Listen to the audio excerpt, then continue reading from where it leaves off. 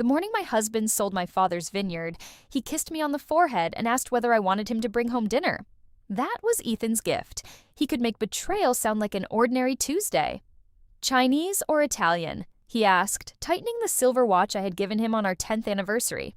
I stood at the kitchen counter with both hands wrapped around my father's old coffee mug. The handle had been repaired twice, and the faded blue letters on the side still read, Donovan Family Vineyard, EST, 1948. Italian? I said. Something from Angelo's. Ethan smiled. You got it. He picked up his briefcase, kissed me again, and walked out of the house carrying the documents that would nearly erase 4 generations of my family. At the time, I had no idea they were inside. My name is Claire Donovan. I was 39 years old when I learned that trusting someone and knowing them were not the same thing. Until then, I believed I knew Ethan better than anyone. We had been married for 11 years. He was charming without being loud, ambitious without appearing greedy, and patient whenever patience made him look good. People loved him quickly. My father had not. Dad never openly criticized him. That was not his way. But whenever Ethan started talking about expanding the vineyard, bringing in investors, or selling part of the land, Dad would quietly wipe his hands on a shop towel and say the same thing. Some things make money, Claire. Other things make a life. I used to think he was being stubborn. Now I know he was warning me. The vineyard sat on 32 acres of rolling land just outside St. Helena, California. It was smaller than most of the operations surrounding it, but it had survived fires, droughts, recessions, and 3 generations of Donovan men who believed asking for help was a form of weakness. My father, Patrick, had been the last of them. He died in late September after a short battle with pancreatic cancer. 6 weeks. That was all we had between the diagnosis and the funeral. 6 weeks of hospital rooms, unfinished conversations, and promises I made because I could not imagine a world where I would have to keep them without him. On his final clear afternoon, Dad asked me to open the window beside his bed. He wanted to smell the harvest. From the upstairs bedroom, we could hear workers calling to one another between the rows. The air carried crushed grapes, dry earth, and the faint smoke of someone burning brush farther down the valley. Dad looked older than he had the day before. His hands rested on the blanket, thin and still. "Don't let them rush you," he said. I leaned closer. Who? He looked toward the open window. Anyone. I thought he meant grief. I thought he meant the funeral, the estate, the endless decisions waiting downstairs. I did not realize he meant my husband. After Dad died, I moved through the next few weeks as if I were walking underwater. I arranged flowers, signed forms, answered condolence messages, and thanked people whose faces I barely remembered. Ethan handled everything else. He contacted the accountant, spoke with the bank, organized meetings with the estate attorney. Every time I tried to participate, he would rest a hand on my shoulder and tell me not to worry. "You've been through enough." It sounded loving. That was why it worked. My younger brother, Ryan, came home from San Diego for the funeral, but left 3 days later. He had never cared much about the vineyard. He called it Dad's obsession and said the land would be worth more without the vines. Dad and Ryan had argued about that for years. I always stood between them. That had been my role in the family for as long as I could remember. Translator, peacemaker, the person who softened sharp words before they caused permanent damage. Even after Dad's death, I was still trying to keep everyone together. That weakness made the rest possible. 2 months after the funeral, Ethan placed a stack of documents on our kitchen table. It was raining that evening. The windows had fogged at the corners, and the vineyard beyond the glass looked gray and distant. "What's this?" I asked. "Tax restructuring," he said. He sat beside me and turned the papers in my direction. "The estate is more complicated than your father realized. There are unpaid obligations, maintenance costs, payroll issues. Nothing dangerous, but we need authority to negotiate before penalties start piling up." I looked at the first page. The language was dense and unfamiliar. "You talked to the attorney?" "This morning." "And the accountant?" "He agrees." Ethan spoke with the calm confidence of someone explaining a problem he had already solved. I rubbed my thumb across the edge of Dad's mug. "Why didn't anyone call me?" "They did," Ethan said gently. "You weren't answering." That was possible. I had ignored several calls that week. Some mornings getting dressed felt like an accomplishment. He touched my hand. Claire, I'm not trying to take over. I'm trying to protect what your father left you. I remember looking at him then, really looking. His dark hair was still damp from the rain. His wedding ring caught the light above the table. His expression held the exact amount of concern needed to make my suspicion feel unfair. I don't want to sell, I said. We're not selling, not even part of it. Not an inch, he said it without hesitation. That was the moment I chose to believe him. I signed 7 pages. Ethan pointed to each line, turning the papers before I had time to read more than a few sentences. Here, and here, one more. When it was finished, he gathered the documents and slid them into a leather folder. Was that everything? I asked. That was everything. He made dinner that night. He opened a bottle of my father's favorite Cabernet and poured 2 glasses, even though I barely touched mine. 3 days later, I drove into town for groceries. On the way back, I noticed a white sign near the Vineyard's south entrance. At first, I thought it belonged to a neighboring property. I slowed down, expecting to see an advertisement for landscaping or construction. Instead, I saw a company name, Westridge Luxury Development. Underneath it, in smaller letters, future site of the vines at St. Helena. I stopped the car in the middle of the road. A truck behind me honked, but I did not move. There was a second sign farther down the fence, then a third. I pulled onto the shoulder and stepped out into the cold afternoon. 2 men in orange safety vests stood near the tasting room, measuring the front field. One of them noticed me approaching. "Can I help you, ma'am? This is private property." He glanced at his clipboard. "Not anymore." My hands went cold. "What did you say?" He turned the clipboard so I could see the address. "This parcel was acquired last Friday." Last Friday, the morning Ethan had asked whether I wanted Chinese or Italian. "There has to be a mistake," I said. The man's expression changed. Not much. Just enough to show that he understood something terrible before I did. "You should probably contact the seller." "Who was the seller?" He hesitated. Then he lowered the clipboard. "Your husband's name is on the transfer." For a few seconds, the vineyard became completely silent. No wind, no traffic, no workers calling from the rows. Just my father's final warning returning to me with a meaning I had understood too late. Don't let them rush you. I took out my phone and called Ethan. He did not answer. I called again, straight to voicemail. Then, a black SUV pulled through the open gate and stopped beside the tasting room. My brother stepped out of the passenger side. Ryan saw me standing near the fence. His face lost all its color. And before he said a single word, I knew Ethan had not done this alone. Ryan didn't wave. He didn't smile. He simply stood beside the black SUV, one hand still resting on the open passenger door, staring at me as if he'd walked into a room where he wasn't supposed to be. For a second, neither of us moved. The vineyard stretched behind him, its rows disappearing into the afternoon haze exactly as they had every autumn since we were children. It looked the same. My life didn't. "Claire," he finally said. I took a step toward him. "What are you doing here?" His eyes drifted toward the 2 surveyors before returning to me. "I can explain." "No?" I shook my head slowly. "Answer the question." He swallowed. "I came to meet the developers." The words landed harder than I expected. Not because they surprised me, because hearing them out loud made everything real. "You knew." "It isn't what you think." I laughed once, quietly. I've always hated that sentence. Ryan rubbed the back of his neck, exactly the way he used to whenever Dad caught him lying as a teenager. "Claire." "When?" He frowned. "What? When did you know?"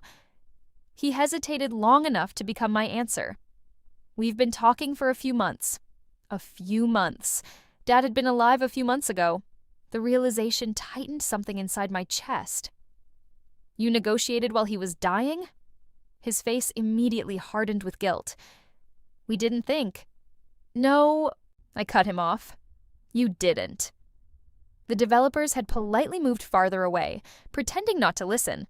They were failing. Everyone within 50 feet could hear us. Ryan stepped closer. "Dad was never going to sell." "Of course he wasn't." "That's exactly the problem." I stared at him. "The vineyard has been losing money for years. It wasn't losing the family. It was losing everything else. His voice rose with frustration. You weren't the one dealing with the books. I've seen the books. You've seen what Dad wanted you to see. I folded my arms. What does that mean? Ryan exhaled slowly. There were loans, Claire. I didn't answer. Equipment loans, crop insurance, deferred taxes. He was borrowing every year just to keep the place running. I knew the harvest had become more difficult. I knew weather had become unpredictable.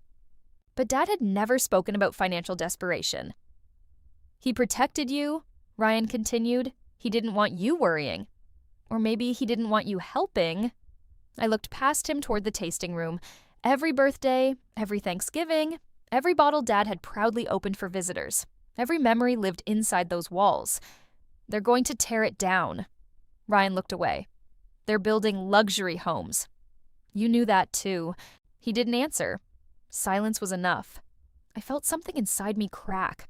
Not loudly, not dramatically, just enough to know it would never fit together the same way again. How much? Ryan blinked. What? How much did they pay you? His shoulders stiffened. It wasn't like that. How much? It was a consulting fee. I took another step. Ryan, he closed his eyes. 100,000. I nodded once. Not because I understood, because numbers always made the truth easier to see. $100,000. That was apparently what my brother believed our family history was worth. You sold Dad's life for 6 figures. His eyes filled with anger.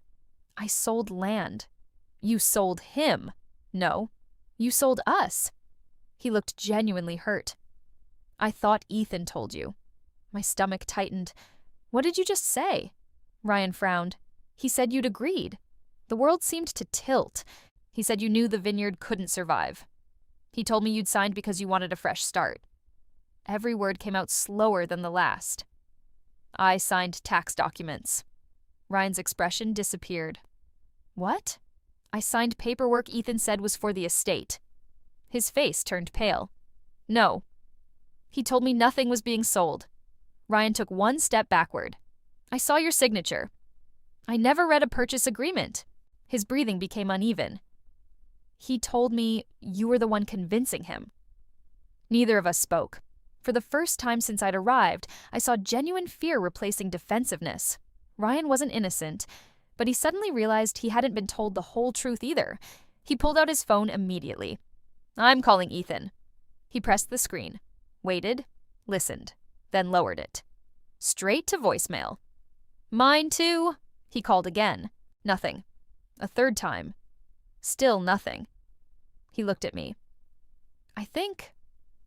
He couldn't finish. I already knew. Ethan wasn't avoiding us because he was busy. He was avoiding us because he'd planned for this moment. My phone buzzed. An email notification. The sender made my heart stop. Harrison and Cole estate attorneys. I opened it without thinking. There was only one sentence in the body. Mrs. Donovan, we have received notice that ownership of the Donovan Vineyard has officially transferred. We believe you should come to our office immediately. There is a matter concerning your father's estate that was never finalized. Attached was a scanned document. I opened the first page. Across the top, in bold letters, were words I had never seen before. Addendum to last will and testament below that. My father's signature. Dated just 8 days before he died. Ryan stared over my shoulder. I've never seen that.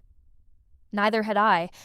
But something told me my father hadn't spent his final days preparing to let strangers turn his vineyard into luxury homes. And if that document contained what I thought it might... Ethan's victory had lasted exactly 3 days. I don't remember the drive into town. Later, I could recall every word Ryan and I exchanged beside the vineyard, every expression that crossed his face, every crack in his voice when he realized Ethan had lied to both of us. But the road between the vineyard and Harrison and Cole disappeared from my memory completely. Shock has a strange way of protecting you. It erases the parts that don't matter so you can survive the ones that do. Ryan followed me in his SUV the entire way. Neither of us called Ethan again. There was no point. If he wanted to be found, he would have answered the first time.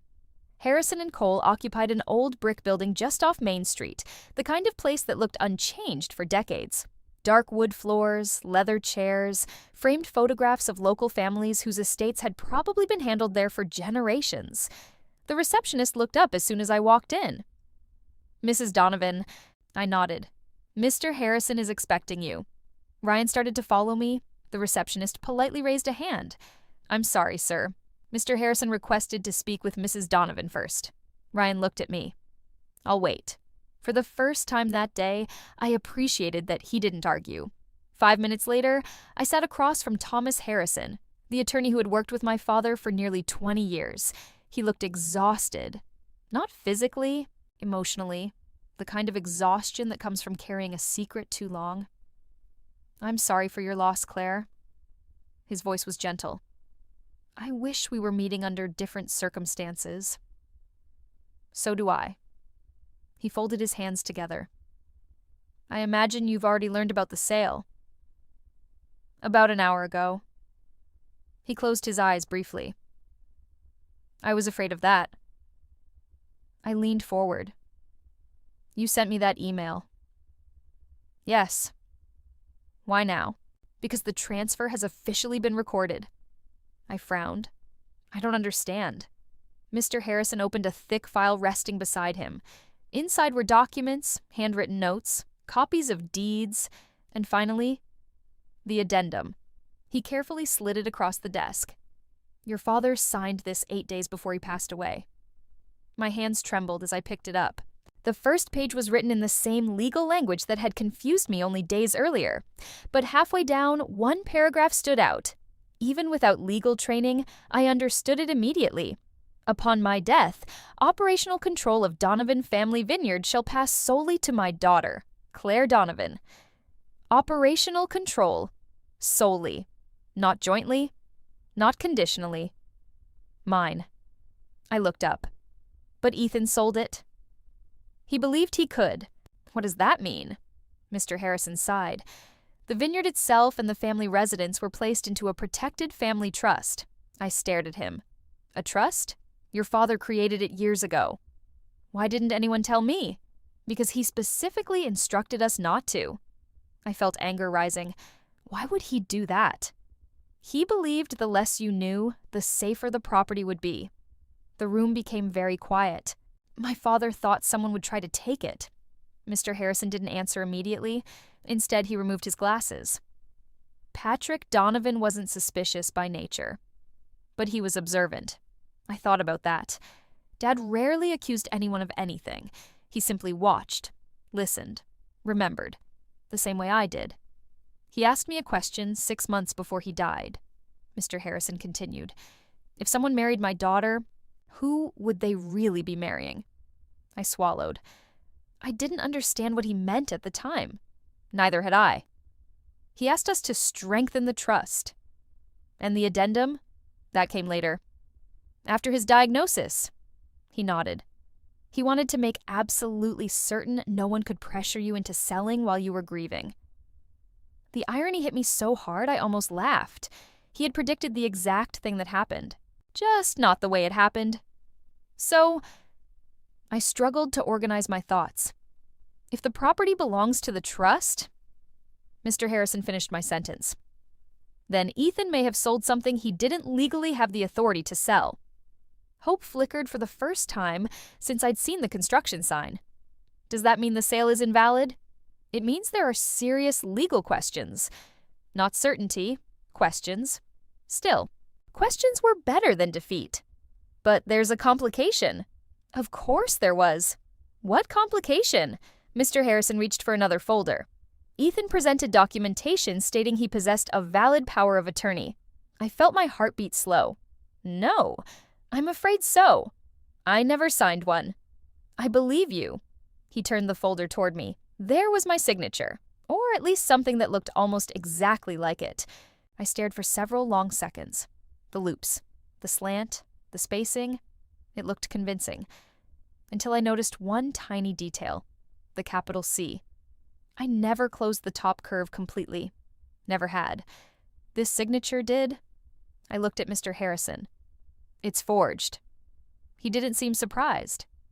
You noticed quickly. I'm a graphic designer. He smiled faintly. No. Then I realized what I had just said. I shook my head. I'm sorry. My father used to say I saw details other people missed. He smiled again. He was right. I pointed to the signature. That isn't mine. I agree. Can you prove it? We can try. Try. Another careful word. No promises, only facts. I respected that. A knock interrupted us. The office door opened slightly. The receptionist stepped inside. I'm sorry to interrupt. What is it? Mr. Harrison asked. She looked directly at me. There's someone here asking for you. Who? She hesitated. He says he's representing Westridge Development. My stomach tightened. He insists it's urgent. Mr. Harrison frowned. I didn't schedule anyone. He says... She looked down at the business card in her hand. He has an offer Mrs. Donovan will want to hear before this goes to court. An offer? Less than 24 hours after the sale became official. They weren't acting like people confident everything had been done legally. They were acting like people trying to make a problem disappear. Mr. Harrison looked at me. You don't have to meet him. I thought about my father, about Ethan, about Ryan, about the forged signature lying on the desk between us. Then I stood. No, I said calmly. I think it's time someone started explaining things. Outside the office door, a man in an expensive navy suit rose from his chair the moment he saw me. He smiled with the polished confidence of someone accustomed to closing difficult deals. He extended his hand. Mrs. Donovan? My name is Victor Lang. I believe we can solve this without making it unpleasant. I looked at his outstretched hand, then at the envelope tucked beneath his arm. Somehow, I already knew it wasn't an apology. It was a price. Victor Lang didn't lower his hand when I refused to shake it. Instead, he smiled as though my hesitation had been anticipated. I understand this has been an emotional day, he said evenly. I imagine it has. His confidence irritated me more than arrogance would have. Arrogance can be reckless. Confidence usually comes from preparation. I'd rather speak inside, he continued. I prefer hallways. For the first time, the smile on his face weakened. Mr. Harrison stepped out of his office and stood beside me. My client won't be discussing anything without legal counsel present. Victor nodded politely. I expected nothing less. He lifted the large envelope he had been carrying. This is for Mrs. Donovan. What is it? I asked. A proposal. I haven't asked for one. No. But once you read it, I believe you'll understand why litigation isn't in anyone's best interest. He placed the envelope on a nearby table instead of handing it directly to me. A subtle move. He wanted to appear respectful, professional, reasonable, the kind of man juries trusted. I'll give you 24 hours, he said. After that, the offer expires. He adjusted the cuff of his tailored jacket before turning toward the exit. Just before reaching the front door, he stopped. Oh, one more thing. He looked directly at me. Mr. Carter sends his regards. My heartbeat slowed. Mr. Carter, the CEO of Westridge Development, the man whose company had built luxury communities across Northern California. He knew my name, which meant this wasn't simply another property acquisition. Someone had already been talking about me. Victor left without another word. The office became quiet again. Mr. Harrison picked up the envelope with obvious reluctance. I don't like this. Neither do I. He carried it into the conference room next to his office. Ryan stood as soon as we entered. What happened? They brought an offer, I answered, his eyebrows lifted. Already? Mr. Harrison carefully opened the envelope. Inside were several neatly organized documents. The first page made my stomach turn. Confidential Settlement Agreement. I read the first paragraph, then the second, then the compensation figure. $5 million. Ryan let out a low whistle. They're offering $5 million? I kept reading. The money wasn't the problem. The conditions were. In exchange for the payment, I would permanently waive all legal claims, accept the sale, withdraw any challenge regarding ownership, agree never to publicly discuss the transaction, and acknowledge that all signatures involved had been voluntary. I slowly placed the papers back on the table. They want me to admit I signed documents I never signed. Mr. Harrison nodded. They're trying to eliminate the fraud claim. Ryan stared at the number again. Claire? I looked at him. What? He hesitated. 5 million is. A lot? He nodded. It is. I leaned back in my chair. You almost took 100,000. He looked down immediately. I know. They're offering 50 times that because they're afraid. Neither man answered, because we all understood the same thing. Nobody pays millions to fix a transaction they're confident was legal. Mr. Harrison removed another document from the envelope. This is interesting. He slid it toward me. It was a timeline. Construction permits, demolition schedules, infrastructure plans. Everything had been approved. Nearly 3 months before I signed Ethan's paperwork. I frowned. That's impossible. Ryan leaned closer. The permits are dated before Dad died. Exactly. The room fell silent.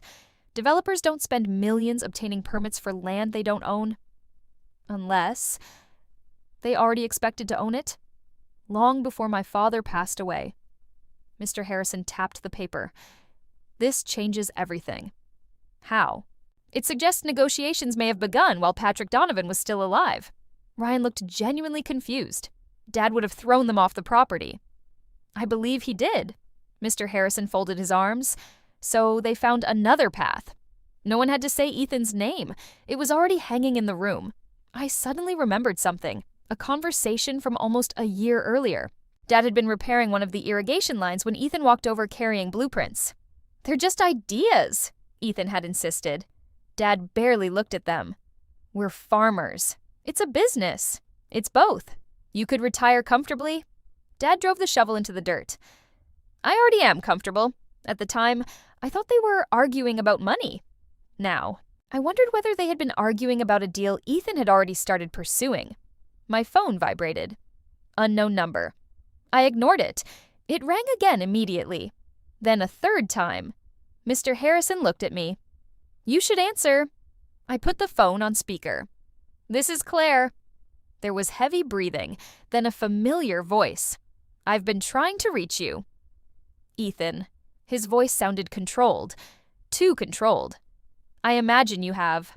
I think we've had a misunderstanding. I almost laughed. A misunderstanding? Claire. I know about the vineyard. Silence. Then, I was trying to protect us. Those words. Again. Exactly the same words he'd used when he placed those papers in front of me. I know about the forged signature. Another silence. Longer this time. Who told you that? So you aren't denying it? His breathing changed. I think you're listening to people who don't understand the full situation. What situation requires forging your wife's name? I never forged anything. You just admitted there was a situation? I admitted nothing. Mr. Harrison quietly began taking notes. I realized he wanted every word documented. Ethan, I said calmly, where are you? I can't tell you. Why not? Because lawyers are involved now. I closed my eyes. He wasn't running from me. He was protecting himself. Then he said something that made every person in the room freeze. You should take the settlement. I exchanged a quick glance with Mr. Harrison. Interesting. What? You already know about it. His silence confirmed everything. The proposal had been delivered less than 20 minutes earlier. Only 3 groups of people knew it existed. The developers, my attorney, and Ethan. Which meant he wasn't just involved in the sale, he was still working with them. I'll ask you one last question, I said. Did my father ever agree to sell? His answer came immediately. No. No hesitation, no uncertainty. Just one honest word. He realized what he'd admitted only after it was too late. The line went completely silent. Then the call disconnected. Nobody in the conference room spoke for several seconds. Finally, Mr. Harrison slowly closed his notebook. Well, he looked directly at me. I believe Mr. Carter's company just became much more interested in settling. I frowned. Why? He smiled for the first time all afternoon. Because your husband just confirmed they negotiated around Patrick Donovan instead of with him. Ryan stared at the dark screen of my phone. So, what happens now? I looked out the conference room window toward the courthouse across the street. For the first time since Dad died, I wasn't thinking about what I had lost. I was thinking about what they were trying so desperately to keep hidden. And whatever it was, it had to be worth far more than $5 million. I barely slept that night. Not because of Ethan, not because of the developers, and not because someone had offered me $5 million to disappear. I couldn't stop thinking about my father. For years, I had believed I knew him completely. A quiet man, a hardworking farmer, someone who avoided arguments whenever possible. But the man I had been discovering over the past 24 hours was different. He had anticipated betrayal. He had built legal protections. He had left instructions no one knew about.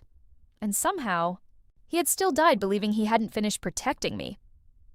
The next morning, I arrived at the vineyard before sunrise. Fog drifted lazily between the vines, softening the hills into pale gray silhouettes. Everything smelled of damp earth and crushed grapes. For a moment, I could almost believe nothing had happened.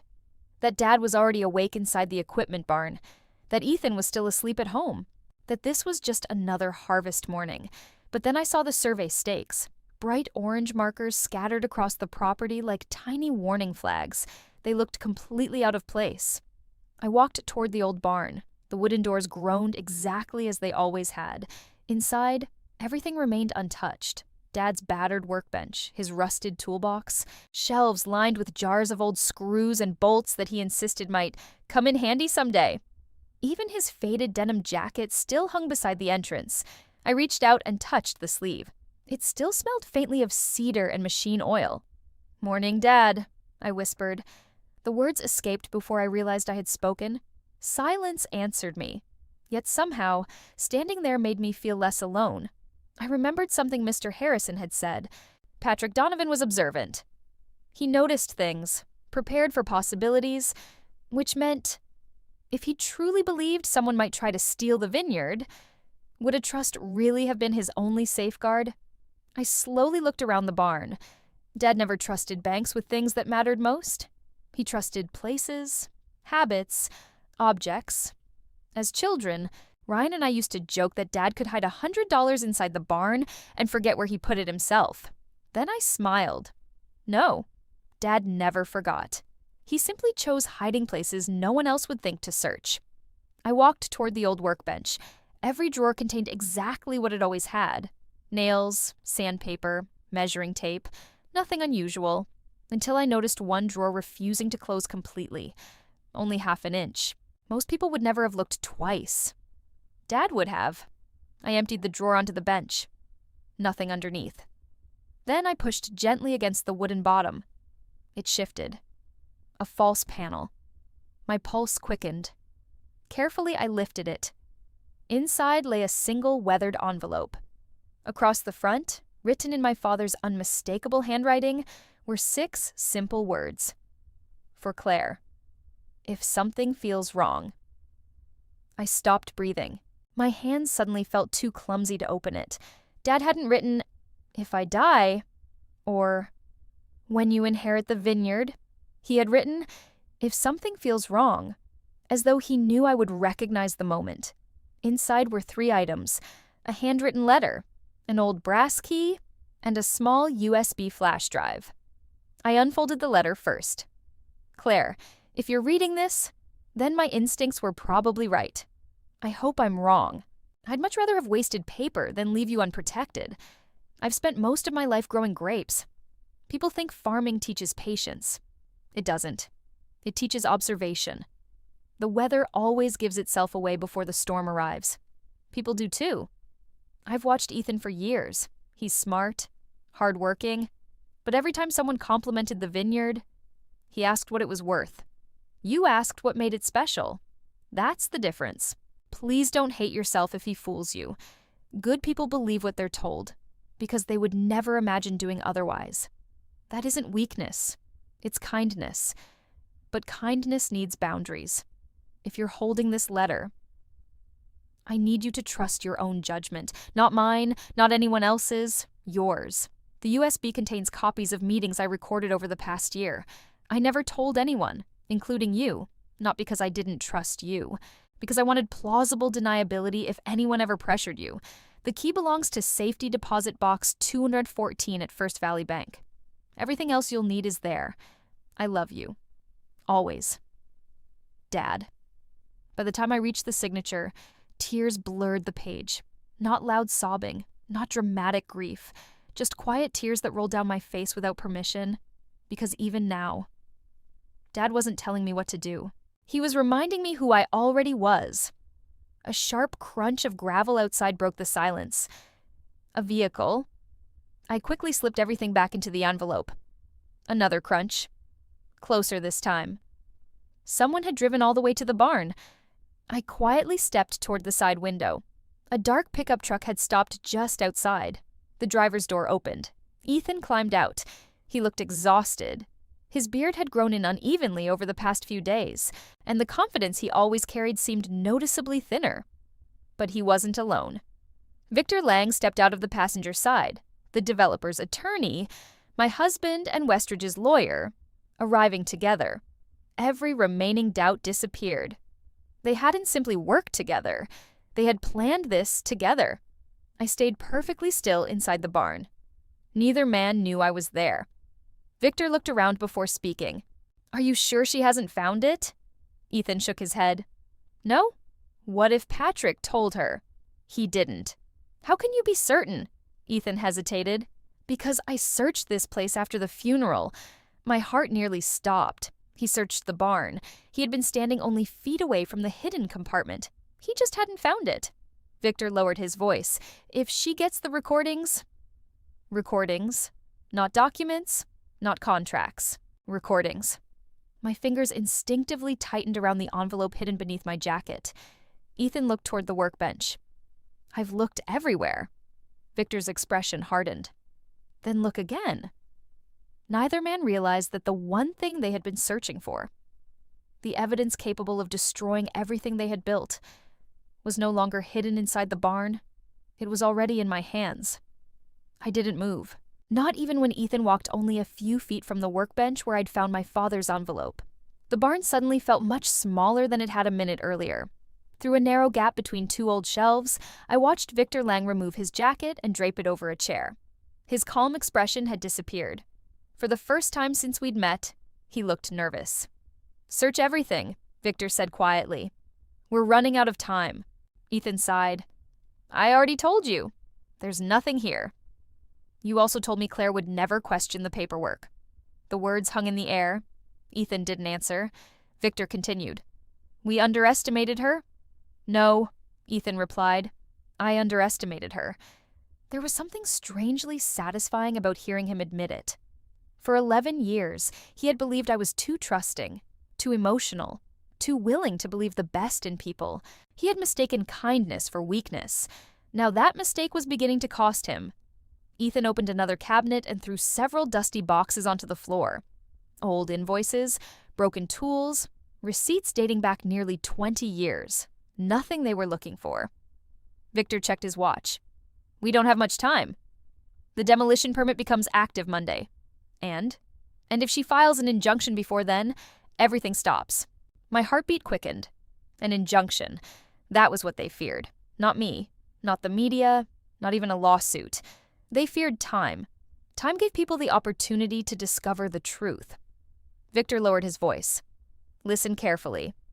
If those recordings exist, Mr. Carter is prepared to distance himself from this entire transaction. Ethan looked up sharply. What? He'll say you handled negotiations independently. You told me we were protected. We were. Were? Victor didn't answer immediately. Instead, he carefully chose each word. Protection depends on uncertainty. If the recordings remove uncertainty, everyone starts protecting themselves. I watched Ethan's confidence crumble. For months, maybe years, he had believed powerful people would stand behind him. Now he was discovering the oldest rule in business. Everyone is loyal, until loyalty becomes expensive. Victor's phone rang. He answered immediately. Lang. Silence. Then, I understand. His expression changed. Not panic. Calculation. He ended the call and looked directly at Ethan. She didn't accept the settlement. I knew she wouldn't. No. Victor shook his head. You don't understand. She didn't reject it. She never responded. Ethan frowned. So? So now Mr. Carter believes she already knows something. Neither man spoke for several seconds. Finally, Ethan asked, What happens now? Victor looked toward the vineyard outside the open barn doors. We find whatever Patrick Donovan left behind. Or we prepare for litigation. He walked toward the exit. Ethan followed him. Just before climbing into the truck, Ethan looked back at the barn. I never wanted to hurt her. Victor didn't even look at him. That stopped being true a long time ago. The truck disappeared down the gravel road. I remained perfectly still until the sound of the engine faded completely. Only then did I finally breathe again. Less than an hour later, I sat across from Thomas Harrison once more. The envelope lay between us. Neither of us spoke until he finished reading my father's letter. When he finally looked up, his eyes were noticeably different. They were looking for this. Yes, and they never found it. I placed the brass key beside the letter. What about the safety deposit box? We'll go today. Then I handed him the USB drive. He turned it over carefully in his hand. This may become the most important piece of evidence in the entire case. Can we listen to it? He nodded. We should. He connected the drive to his computer. Several folders appeared on the screen. Each one was labeled with a date. The earliest recording was almost 11 months old. Mr. Harrison clicked the first file. Static filled the office. For a few seconds, all we heard was wind. Then, my father's voice. Older, calm, steady. I'll record this meeting for my own records. A second voice answered. Ethan. I don't see why that's necessary. Dad laughed softly. It keeps everyone honest. Another chair scraped across the floor. A third man spoke. I didn't recognize the voice, but Mr. Harrison did. His face went pale. Oh. What? He slowly paused the recording. I know who that is. Who? He looked directly at me. Harold Pierce. The name meant nothing to me. Mr. Harrison immediately explained. He wasn't just an attorney. He served on Westridge Development's board of directors for nearly 15 years. I stared at him. So, a board member personally met with my father? He nodded. That's highly unusual. We resumed the recording. Harold Pierce spoke calmly. Patrick, we'd like to make one final offer. Dad answered without hesitation. My answer hasn't changed. This vineyard isn't for sale. There was a brief silence. Then Ethan spoke again. Claire doesn't have to know. Every hair on my arm stood up. Dad's voice became colder than I had ever heard it. My daughter knows enough. You'd be surprised. Another silence. Then Dad said something that none of us expected. If you ever go behind her back, I'll make sure the vineyard becomes the worst investment you've ever made. The recording ended. The room remained silent. No one moved. No one spoke. Finally, Mr. Harrison leaned back slowly. They knew. Knew what? Patrick suspected exactly what they were planning. I looked at the remaining folders on the screen. There were 9 more recordings. 9. If the first one had already connected Ethan to Westridge's board before my father's death, what else had Dad captured? Mr. Harrison carefully removed the USB drive. We're not listening to the rest today. I frowned. Why not? Because chain of custody matters. He placed the drive into an evidence bag and sealed it. If these recordings contain what I think they do, they won't just invalidate the sale. He met my eyes. They could expose a conspiracy that reaches far beyond your husband. For the first time since all of this began, I realized Ethan might not have been the mastermind. He may have been the man they convinced to open the door. And somewhere behind him, someone else had been pulling the strings all along.